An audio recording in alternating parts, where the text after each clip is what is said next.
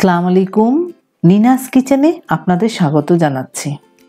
আজ যে আচারটি তৈরি করছি তাতে আচারের মশলার তেমন পরিবর্তন হবে না, তবে নতুনত্ব আছে। এই আচারে আমের সাথে যুক্ত হচ্ছে বাদাম। এই আম বাদামের আচার বানাবো আজ। আম বাদামের আচারের জন্য এইরকম পরিপক্ক আম লাগবে। আমের খোসা এবং ভেতরে আটি সহ আম কেটে নিতে হবে, তবে ভেতরের আটির শাঁস ফেলে দিতে হবে। এই সময় আমের আটি শক্ত হয়, সাবধানে কেটে নিতে হবে। একটি আম আমি 6 থেকে 8 টুকরো করেছি লম্বা করে। আম টুকরো করে নিয়েছি, আমের টুকরো কেচে নিয়েছি। আপনাদের দেখাচ্ছি। আম আগে ধুয়ে কেটে নিতে হবে, কাটার পর ধোয়া যাবে না। এবার ছুরি দিয়ে হালকা করে কেচে নিচ্ছি, তা দেখাচ্ছি আপনাদের। এইরকম হালকা করে কেচে নিতে হবে, তাহলে ভেতরে মশলা ভালোভাবে যাবে। ভেতরের আটি এরকম শক্ত হবে। দেখুন, একেবারে হালকা করে কেচেছি। এখানে আমি 1 কেজি আম টুকরো করে নিয়েছি।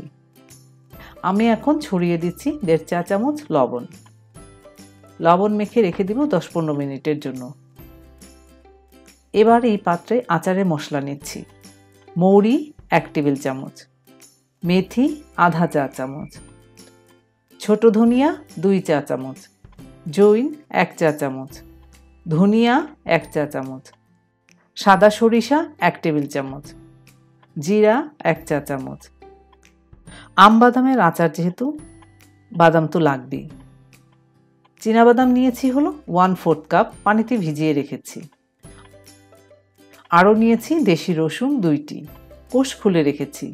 5টি শুকনা মরিচ, 2টি তেজপাতা, 1.5 ইঞ্চির একটি আদার টুকরো। আচারের মশলাগুলো সব একসাথে বেটে নিব সিরকা দিয়ে। তেজপাতা বাদে কোনো মশলা ভাজতে হবে না, না ভেজেই বাটতে হবে। বাদাম ভিজিয়ে রেখেছিলাম, নরম হয়েছে, খোসা ছাড়িয়ে নিয়েছি। এবার ব্লেন্ড করে বা বেটে নিব যেভাবে ইচ্ছে। চুলা ধরিয়ে দিলাম, দিচ্ছি এর মধ্যে সরিষার তেল 1.5 কাপ, তেজপাতা 2টি দিয়ে দিলাম। আরও দিচ্ছি সেই মশলা। সব মশলা একসাথে সাদা সিরকা দিয়ে বেটে নিয়েছি। আপনারা ব্লেন্ড করেও নিতে পারেন। কোনো মশলা ভাজিনি, কাঁচাই বেটেছি। আরেকটি কথা, এই মশলাগুলো আমি মিহি করে বাটিনি। এই মশলা কিছুক্ষণ ভেজে নিব তেলের সাথে, ঘ্রাণ সুন্দর হবে। দিচ্ছি আবার লবণ। এখানে 1 চা চামচ লবণ আছে।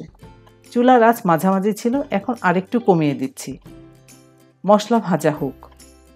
2 মিনিট মশলা ভাজা হয়েছে, ঘ্রাণও বের হচ্ছে। এখন এই তেল মশলাতে লবণ মাখা আম দিয়ে দিচ্ছি। এই আম রোদে দিয়ে শুকাতে হবে না। এই আচারটি দিতে হবে পরিপক্ক আমের। চুলার আঁচ একটু বাড়িয়ে দিচ্ছি। নেড়ে মিশিয়ে দিচ্ছি আমের সাথে মশলা।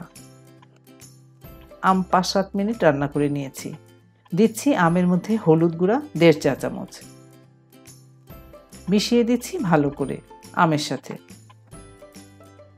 এবার দিয়ে দিচ্ছি সেই বাদাম বাটা। এই বাদাম আমের সাথে মিশে আরো সুন্দর ঘ্রাণ হবে আচারে। বাদাম বাটা মিশাচ্ছি আর সুন্দর ঘ্রাণ বের হচ্ছে। বাদাম বাটা দিয়ে আরও কিছুক্ষণ রান্না করে নিচ্ছি। 2 মিনিট হয়েছে, রান্না করে নিয়েছি। এবার আবার দিব হলো গুড়। 250 গ্রাম আখের গুড় নিয়েছি, দিয়ে দিচ্ছি আমে। মিষ্টি অবশ্য আমের টকের উপর নির্ভর করে। কোনো কোনো আম অনেক টক হয়, সেই ক্ষেত্রে গুড় কম বেশি লাগতে পারে। আমের সাথে নেড়ে চেড়ে গলিয়ে নিচ্ছি গুড়। দেখুন, গুড় গলে যাচ্ছে, আমের রং বদলে যাচ্ছে। 3-4 মিনিট রান্না হবে, এর মধ্যে গুড়ও গলে যাবে ঠিকমতো। গুড় গলে গিয়েছে, আমও সেদ্ধ হয়েছে ঠিকমতো, তেলও ভেসে উঠেছে, মিষ্টিও ঠিক আছে, আচারও হয়ে গিয়েছে। আম সেদ্ধ হয়েছে, গলে যায়নি, রঙও ঠিক আছে। তৈরি করে নিলাম নতুন ধরনের আমের আচার। এখনই সময় এই আচার দেওয়ার। হয়ে গেল আমাদের খোসাসহ আম বাদামের মিষ্টি আচার। তাহলে আর দেরি কিসের, আজই তৈরি করে নিন আম বাদামের খোসাসহ মিষ্টি আচার। তৈরি করে আমাকে জানাবেন কেমন হয়েছে এই আচার। ধন্যবাদ সবাইকে আমার ভিডিওটি দেখার জন্য। আপনারা ভালো থাকবেন সবাই।